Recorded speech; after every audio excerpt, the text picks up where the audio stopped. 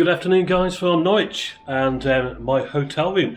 Now, this afternoon I am taking a bus service up to Cromer on the North Norfolk coast, I suppose it is, and it's operated by a company called Sanders Coaches Ltd. It takes about an hour and 10 minutes or thereabouts.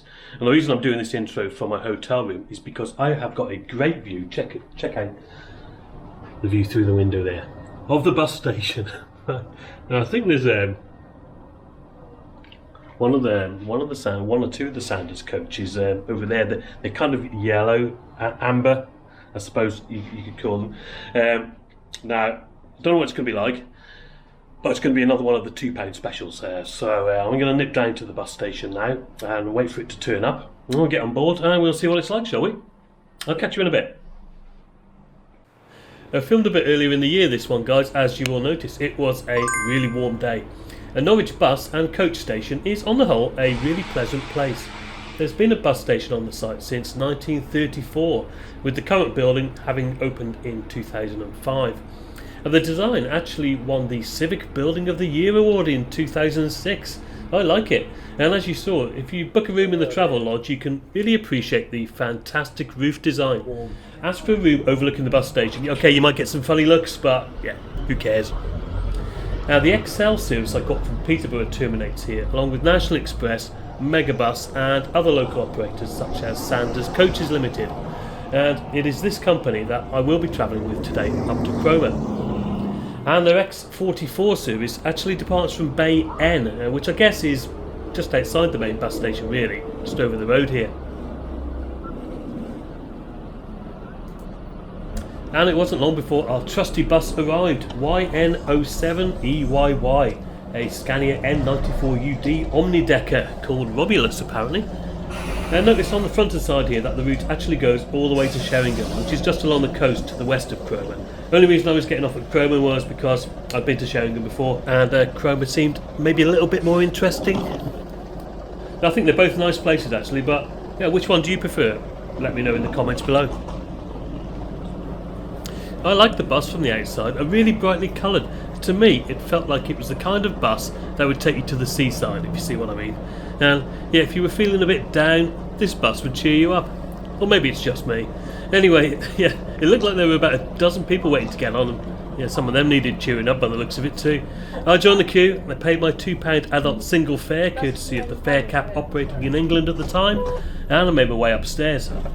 Single to Cromer, please, mate. Oh, sorry. There you go. Yeah.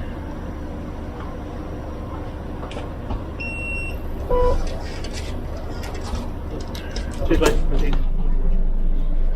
Thank you. No, I'm clear.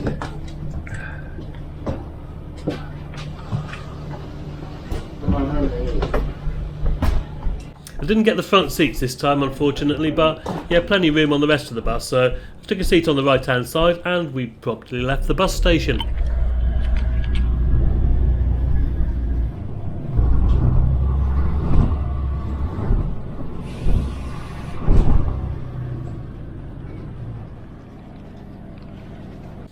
First impressions were a bit basic, to be honest. The journey time up to Cromer is only about an hour and 10 minutes, so should be comfortable enough for that, hopefully. Now, when you get there, maybe you could take the seasonal coast hopper over to Wells or North Welsham. This handy leaflet here tells you all about that service. There were views of the Grade 1 listed Norwich Castle on the right as we struggled out to the city centre. At the risk of offending a very good friend of mine who'd been showing me around the city the night before, I didn't think it looked that exciting as far as castles go. I might be wrong, but it just looked a bit, well, square, I guess. And who remembers Anglia Television's Quiz of the Week show, Sale of the Century with Nicholas Parsons? That was filmed live from Norwich, I seem to recall. The good old days, weren't they then, of speedboats, mini metros and caravans for prizes. And here we pass Erpingham Gate and the entrance to the 11th century Norwich Cathedral. And yeah, actually there were some pretty impressive buildings in Norwich. I liked it, and hopefully I'll be back again sometime soon to take a closer look. And in the meantime, we're heading north out of the city, crossing the Fye Bridge that takes us over the River Wensum.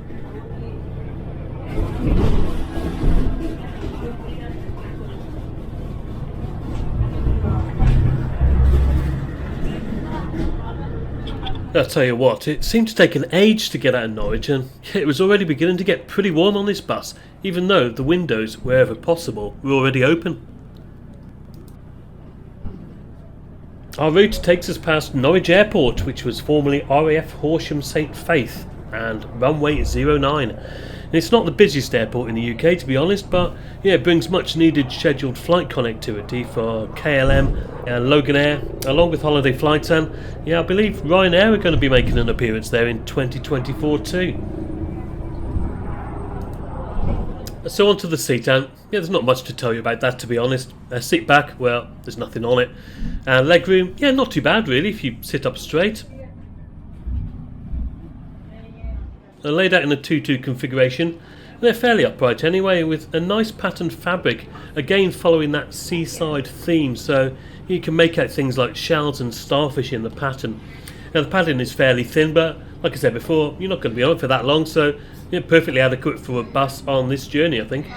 And note the vinyl floor, by the way, and the assorted leaves that have fallen in from the trees we're scraping past on the way.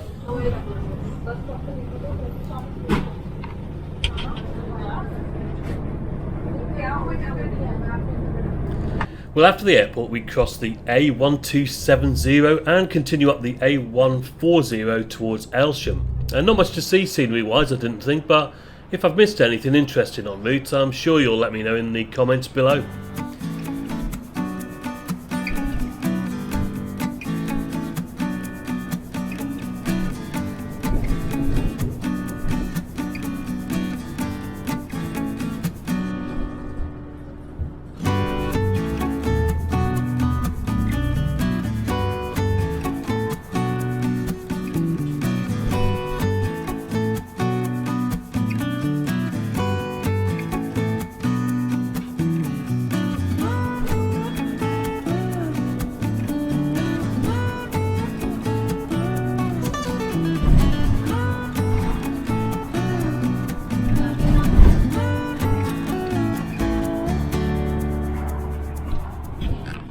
Right, so just before Aylsham we pass another X44 service coming the other way. A newer bus this, LL71SHA, a Volvo B5TL Right Eclipse Gemini 3 named Lily Lucy Shade. Lovely name that, I thought.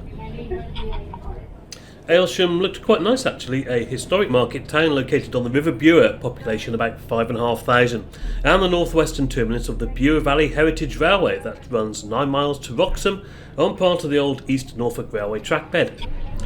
Now, so a little bit more about the bus. Well, ride quality didn't feel that great, to be honest, especially when there were bumps in the road and no USB or Wi-Fi, but you've got to remember it's a 16-year-old bus this, and I believe that shortly after the video then Sanders took delivery of 3 brand new Volvo B8L MCV Evo Setai double-deckers, one of which was allocated to this route.